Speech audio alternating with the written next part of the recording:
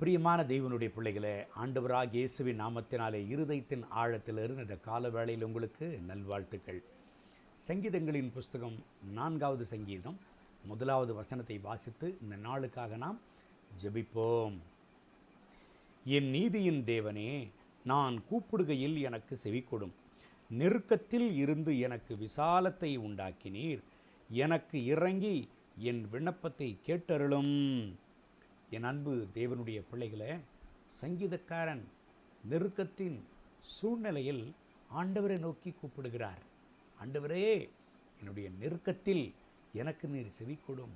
அது மாத்திரமல்ல, விசாலத்தை உண்டாக்குகிற தேவனா. நெருக்கமான நேரத்தில் ஆண்டவர் விடுதலையாக்குகிற தேவன் மாத்திரமல்ல, நெருக்கமான நேரத்தில் உதவி செய்கிற கர்த்தர் மாத்திரமல்ல, நெருக்கத்தின் நேரத்தில் ஆண்டவர் கர்த்தருடைய பிள்ளைகளை விடுதலையாக்கி, நெருக்கத்திலிருந்து கர்த்தருடைய பிள்ளைகளை கர்த்தர் காப்பாற்றி அவர் என்னங்க பண்ணுறாரா?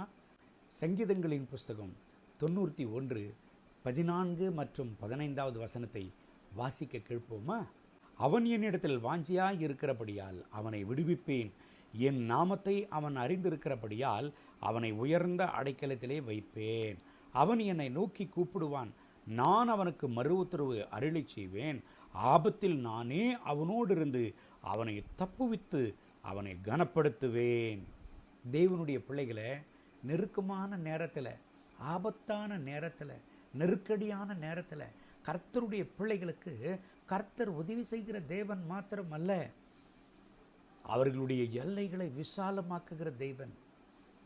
சங்கீதம் 91 14 15 சொல்லுகிறது, ஆபத்தான நேரத்தில் அவருடைய பிள்ளைகளை விடுதலையாக்குகிறது மாத்திரம் இல்லைங்க, அவர் உயர்ந்த அடைக்கலத்தில் வைக்கிறாராம், கனப்படுத்துகிறாராம். இந்த கால வேளையில் இந்த சத்தத்தை நீங்கள் கேட்டுக்கொண்டு இருக்கிறீங்க. ஒரு வேளை நீங்கள் சொல்லலாம், நெருக்கடியான நேரத்தில் ஐயோ நான் இருக்கிறேனே, இந்த நெருக்கடியான சூழ்நிலையில், இந்த நெருக்கத்தின் நேரத்தில், இந்த நெருக்கடியான ஒரு சூழ்நிலைகளில் யார் எனக்கு உதவி செய்வார்? நெருக்கமான நேரத்தில் நான் இருக்கிறேன், நெருக்கடியான சூழ்நிலைகளில் நான் இருக்கிறேன். என் நிலைமை என்ன ஆகுமோ? நான் விழுந்து விடுவேனோ? நான் பின்வாங்கி போவேனோ? என்னுடைய வாழ்க்கை சரிந்து விழுமோ என்று ஒரு வேளை கேள்வியோடு இருக்கிறீங்களா? அன்பு தேவனுடைய பிள்ளைகளை, நீங்கள் கர்த்தரால் தெரிந்து கொள்ளப்பட்டவங்களா? நீங்கள் ஆண்டவரால் அழைக்கப்பட்டவர்களா? நீங்கள் ஆண்டவரால் முன்குறிக்கப்பட்டவர்களா? இந்த கால வேளையில் இந்த கர்த்தருடைய சத்தம் உங்களை தேடி வருகிறது. நீங்கள் ஒருபோதும் நெருக்கத்தின் நேரத்தில் விழுந்து போக மாட்டீங்க, தள்ளாடி சரிந்து விழமாட்டீங்க.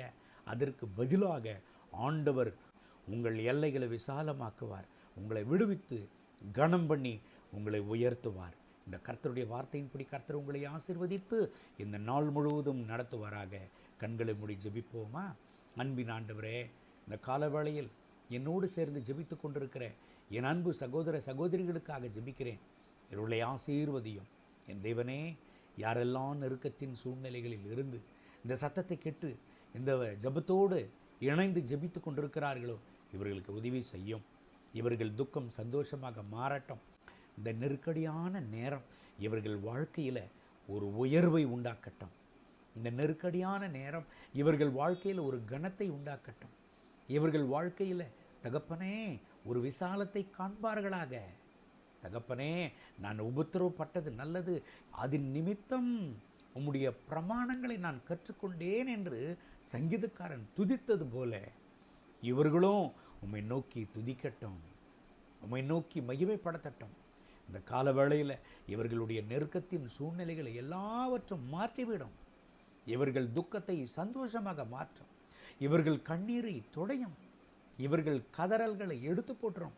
இவர்கள் வேதனைகளை மாற்றும். இவர்கள் வியாகுலங்களை மாற்றும். கர்த்தருடைய மனதிற்கும் அளவில்லாமல் வெளிப்படட்டும். இவர்கள் துக்கம் சந்தோஷமாக மாறட்டும். மகிமை கனம் துதி உமக்கே. இயேசுவின் நாமத்தில் கேட்கிறோம் நல்ல பிதாவே.